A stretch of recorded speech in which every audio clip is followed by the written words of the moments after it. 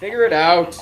Hello, this is Adam Koralik with Figured Out Productions. The following video is a video of some kind, and I hope you enjoy it. Hey guys, it's Adam here, and welcome to PlayLoad. This is a good chunk of my pickups for the month of March 2018. And I say that because this has been an extraordinarily weird month even for me. At the beginning of the month, I was sent out to Paris, France, where I picked up some cool stuff that you're going to see here in a bit.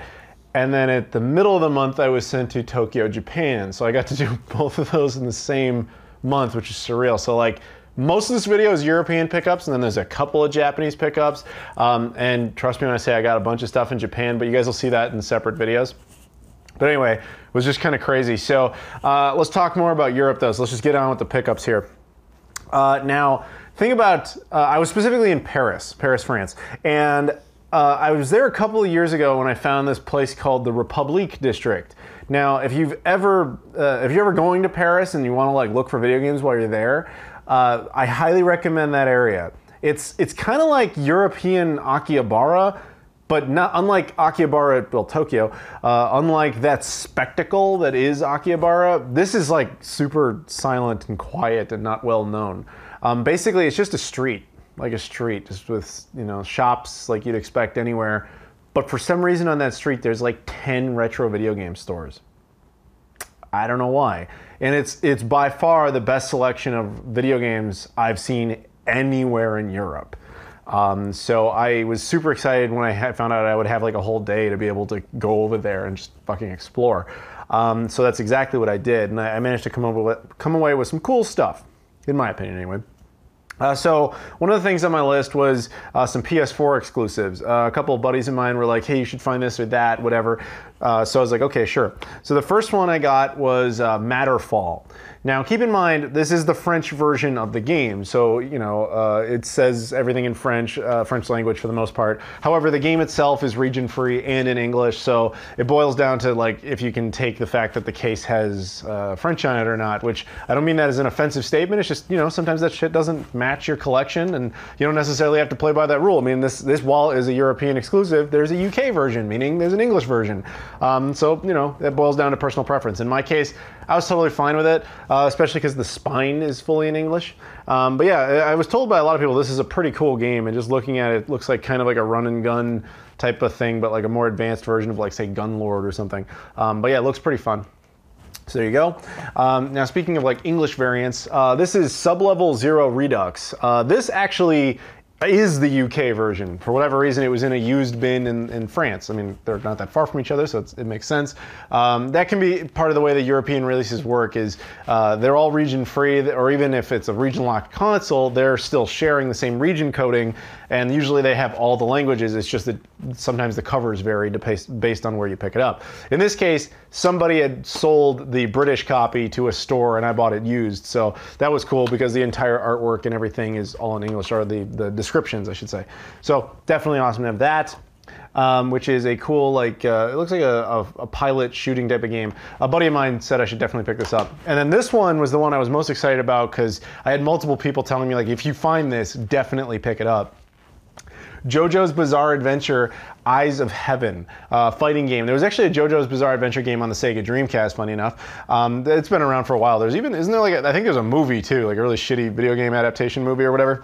This one is interesting because much like Sublevel Zero, I happened to accidentally stumble upon a British copy, which was funny because the store I bought it in, I bought it at a somewhere in the Republique District. I went in just to look at, they had like comic books and statues and that, you know, like figures and stuff. They had a tiny video game section, but for whatever reason, they had the British copy of this game in there, and they were charging the French retail price of the same game, so it's €30. Which was like, holy shit, that's cool, because then I can pick that up instead of the actual French version. Because it's not that easy of a game to find. So to find it and the English copy is cool. And then of course, as soon as I bought it, like every store after it had the game, but they had the French version. So happy about that. So I got that off the list. Then I got a whole bunch of Nintendo Switch stuff. So now the thing about Switch again is it's region free, and I'm so glad we're moving into that direction with region free stuff. But yeah, the first one I picked up, ironically not an exclusive. This is Stern Pinball Arcade. Now, Stern Pinball Arcade was released in the US, but it's extremely hard to find, at least at the time I make this video. So I thought, you know what, I'm never gonna find that here. I should pick up the UK, or the European version. This just so happens to be, this is the actual French version, but again, much like PS4 stuff, region free. So got that off the list. Then I found a couple of actual European exclusives, again, at least at the time I make this video. The Count Lucinor, which caught my interest because not only had I never seen it before, but it was a regional exclusive, but it's also like an indie that got a physical release. Now this could very well come out here, and it might even be something that like Limited Run Games or somebody does, but you know, I especially indies, I like to pick those up whenever I can on the Switch. Then a classic, Siberia. Siberia 2 also got a physical release in Europe. However, this one was on sale because it had been out for a while, so I thought, I'll wait on Siberia 2, but Siberia 1 I decided to pick up now. Though, again, this one I wouldn't be surprised if it eventually comes out here as well. 3D Mini Golf, which I was under the impression only came out in Germany, but they were selling it in France. This company, Marked Technic, is responsible for a bunch of European exclusives. This one I would assume probably never comes out here, but I was also wrong about it only coming out in Germany. It did come out in France, so what do I know? And then finally, Island Flight Simulator, which is again the same company, Marked Technic. I'm sure I'm pronouncing that poorly, but you get the point. Another European exclusive, this case Germany and France at least. I don't know if it had a UK release or what other countries. Problem with a lot of, these days anyway, a lot of physical releases are getting regionally divided in Europe. So they'll come out in one country but not another, as opposed to the past where they were generally across all the EU countries, or at least the Western EU countries. So I don't know. But anyway, so that's what I picked up there. And I kept going around in Republic. Like, you don't understand. Like, it is surprising how many different retro game stores there are, because as soon as you hit one, you just keep hitting another and hitting another and hitting another. But unfortunately, there's also a lot that were out of business or remodeling or something at the time. Like, I went there with the expectation of like hitting like all 10 of them. And I only ended up hitting like half that because a couple of them were just closed or just gone. So my timing wasn't the best. But even so, they were so good. There was so much content in them. I ended up spending like the whole day there. And I really, you know, like pretty much made it out of there just as they were closing. So if I get to go back, I'd love to check out more of them, assuming they're open or not out of business or whatever by the time I get there. But still, a lot of cool stuff in that area. If you're a retro gamer especially, there's a lot of cool stuff to see, especially if you really want to look into some of the European exclusives, because while they don't isolate them, they do have them, and they're kind of fun to find. European game hunting as an American is a totally different thing, because you're skipping over all the stuff that came out in your own country. You're just looking for the very specific exclusives. And in the case of Europe, they don't typically get a whole lot of them that we don't. So it's like finding the diamond in the rough, if you will. And it can be fun. It's a different type of treasure hunting experience. But anyway, back onto the actual games, with the same logic in mind. There's a couple of Xbox One games I wanted that got physical releases there that didn't come out here. Tower of Guns Special Edition, or just Tower of Guns, because I don't think there was a vanilla edition. But yeah, Tower of Guns got a physical release over there, both on PS4 and Xbox One, but not here. Or at least, it's possible actually the PS4 version got a physical release here, but not the Xbox One version. I'm honestly not sure, but I know at least the Xbox One version did not come out here. And the other one was Too Dark, the Steelbook edition. I'm pretty sure this didn't get a physical release at all in North America, but both Xbox One and PS4, it came out in Europe, so that was cool. Both of them were used and they were pretty cheap, so it was pretty great. So covered that. And then, of course, I've talked about this many times in the past. I really want to get a full original OG Xbox set. I finished the Japanese stuff, along with the other two random Asian exclusives, Zillernet, which was South Korean only, and then Damon Vector, which only came out in Singapore and Taiwan. I have that. So the Asian stuff's all done. North America, I still got a ways to go. But Europe, I've done most of the exclusives. So I'm down to like only a handful of them. And I was really hoping to find a few of them. I didn't, but I did get at least one, which was Ultimate Pro Pinball. Nothing particularly special about this actual game, but I'm just happy to have it off of the list, basically. And so I think I'm actually, as far as European exclusives, I think I'm down to like 7 at this point. And I appreciate it, because I'm sure I'll get a lot of people who say like, hey man, I could just send them to you, or I could find them or whatever. While I might take you up on that offer if I get desperate enough, I kind of like finding them myself if I can.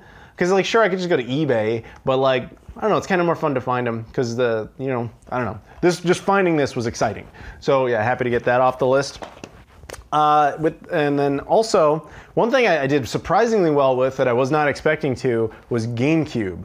The thing about GameCube is it only had something like 8, I want to say, exclusive releases in Europe, or I should say 8 games Europe got that we didn't. I'm not even convinced. Some of these might have come out in Japan, some of those exclusives, but these are like, there's only 8 or so games that came out in Europe that we didn't get. There was not much love for GameCube in Europe, at least from Nintendo, let's put it that way. Not saying fans in Europe don't like it, that's a different case. But yeah, there was a few games that they got, and on my trip to Amsterdam last year, I managed to find one, and I picked it up just fucking happy as shit that I found it. However, this trip I did a lot better in Paris. I found none of these are quality titles, I'm just gonna keep it real with you. We got Franklin, Un Anniversary Surprise, aka Franklin the Birthday Surprise. This one was kind of funny because it turns out this game was only released in France. And I'm like, whoa, that makes sense then. That makes sense why I wouldn't have found it in any other country. But funny enough about this one is when I went to buy it, the guy was like, oh, this game's only in French. You won't be able to play it. And I'm like, I know. And he's like, why do you want it? And I was like, well, I'm a collector. He's like, oh, okay. It's like for little kids. I'm like, I know, but it doesn't matter. It was funny. Like, it was just, he wasn't quite getting why I would want this. But yeah, it didn't matter. I ended up getting it, which was funny because this game, if you're into the GameCube and you're looking to collect for it, online, this game, they're asking stupid prices for it. Like $100 or so. Even if you're super into the GameCube, don't pay anything like that. This is, if you find it around, and I saw it a couple of times, it's like a 5-6 euro game tops. It's just a matter of finding it. So don't pay that convenience fee because they're charging way more than that online. The next one I got was Coquito Funfair. Now there's 3 Coquito games released only in Europe on the GameCube. There's Coquito Platform Jumper, which was the other one I had managed to pick up when I was in Amsterdam, but I had not seen any others. So on this trip, I had managed to find, I saw Coquito Platform Jumper like 5 times. It was surprisingly common to see, which pissed me off because I had paid way more for it in Amsterdam than I could have paid for it in Paris, but you know, hindsight 2020, right? But this was the only time I saw Coquito Funfair, and there's a third one that I've never seen. So this one was cheap, fortunately, so I managed to pick that up, and great, off the list. This one, Coquito Platform Jumper, was actually okay. It's a platforming game. It's not a great one, but it's, you know, whatever. This is a light gun game, so this thing is basically useless, but still, at least it's got an English mode on the back. It says it's all the information in English, so that's kind of nice. But yeah, Coquito Platform Jumper, or Coquito Funfair. And the last one I got, I actually have a little bit of a story about, which is amusing. This is Taxi 3 Le Jeu, aka Taxi 3 the game. Now Taxi this is not to be confused with Crazy Taxi. People make that mistake all the time. Taxi is a French film series. There was at least 3 of them, that much I know.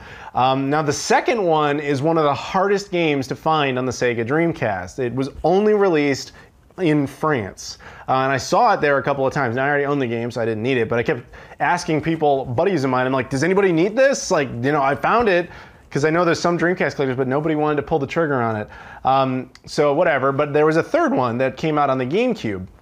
And I thought, okay, I'll pick that up, because thankfully the GameCube third game is much cheaper. So I picked it up, and that was kind of the end of the story until I was in Japan. And funny enough, I went into a hard off.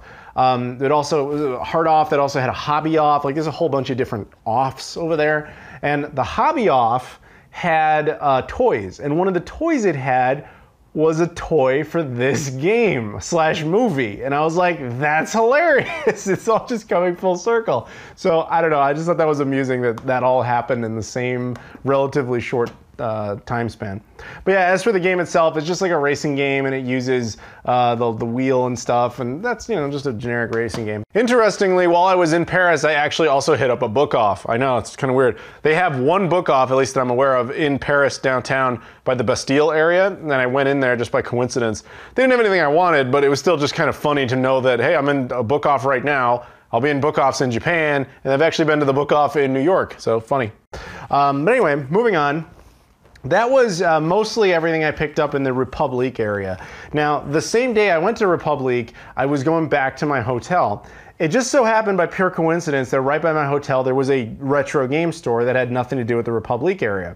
One day when I had a little bit of time, I went in there and kind of perused, but I didn't pull the trigger on anything because I figured I'm gonna go to the Republic district and then I'm gonna want to price compare and stuff. So the day I was done with Republic, I came back to this store hoping to pick up a couple of items I had seen.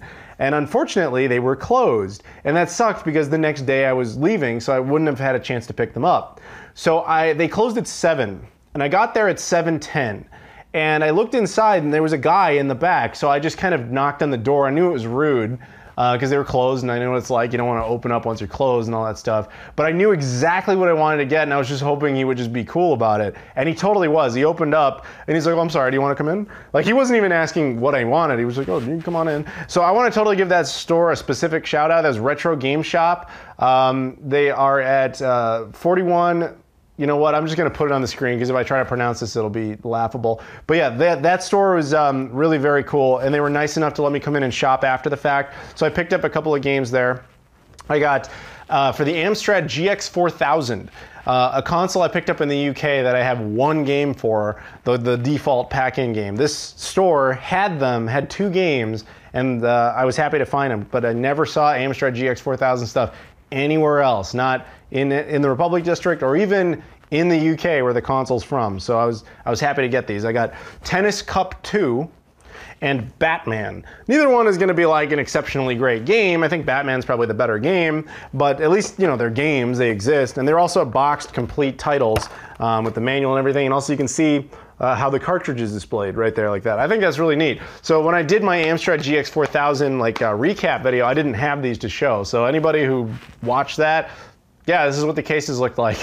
So there you go. So again, thank you to Retro Game Shop, and thank you to, well, I mean, not that there was any special reason to thank anybody else, but all the other game stores there, they were very polite, very friendly, they're very accommodating. You know, I would go in and say like, you know, excusez-moi, s'il vous plaît, excusez-moi, je ne parle pas français, parlez-vous anglais? Basically, like, excuse me, I'm sorry, I don't speak French, do you speak English? And they were always like, yeah, of course, you know, like, so they're very, especially Retro Game Shop, like they were just straight up about it. Like they usually opened in English, which was kind of funny. So if you're ever like in France and you want to buy stuff and you feel a little intimidated, you're good, you'll be fine. So cool stores, check them out if you ever get the chance, including the place where I got this.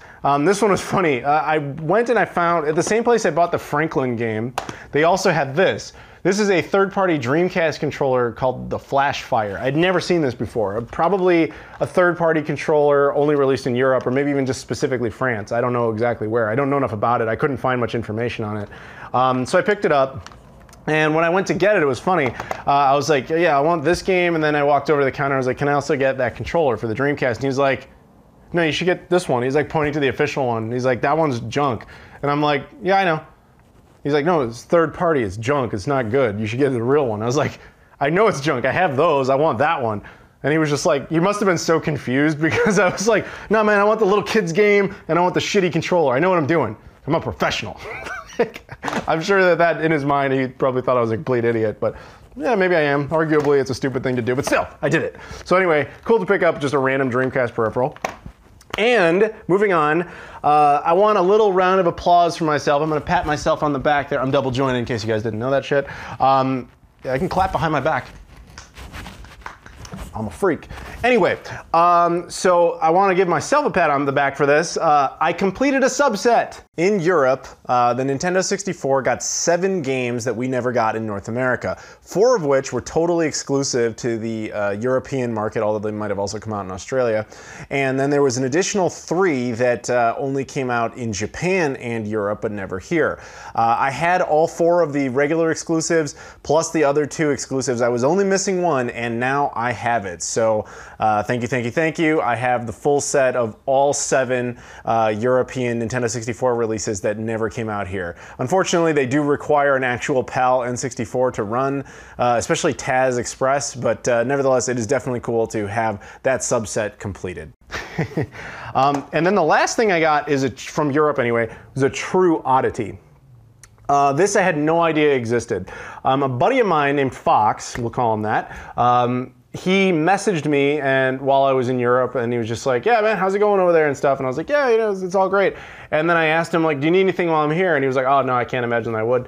And then he hit me up a few minutes later, he's like, actually, check this out. And he shows me a link to an article from 2012 basically stating that in 2012, Nintendo and the Louvre, as in where the Mona Lisa is, a museum, struck up a deal together whereby they had created this Nintendo 3DS interactive guide that you could use for basically to attract kids and stuff to be excited about the museum. But that was in 2012. And they had produced 5,000 copies of this game and decided that was it.